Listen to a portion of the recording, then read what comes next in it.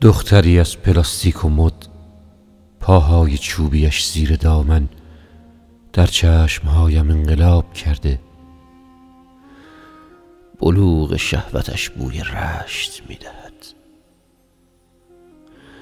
میآید تا انزلی خاطرات و میزند به آب، خیسم میکند.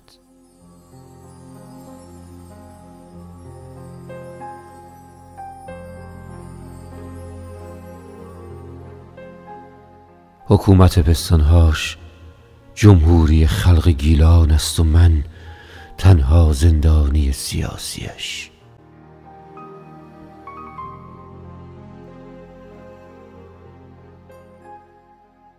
از میله های مژه هاش که نقاشی است میافتم در نینی چشم ها. سر تا پایم شکنجه، پرها و ناخنهایم را یکی یکی کشیدند.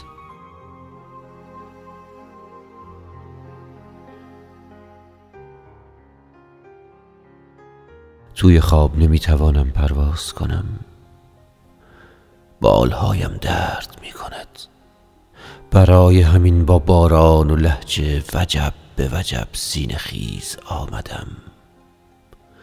سر خوردم از نقش افتادم توی میدانهای مین و بازوهاش. محاصره شدم.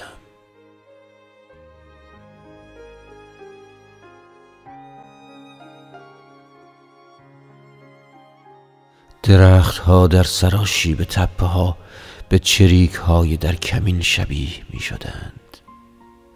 بعدها فهمیدیم ستاره بود لای شاخه ها. ستاره بود. حالا نئون کلیک کلک کلیک کلک موسیقی بوسه های ماست. نه آژیری صدا می خورد، نه شیشه‌ای می شکند، نه پلیس مشکوک می شود.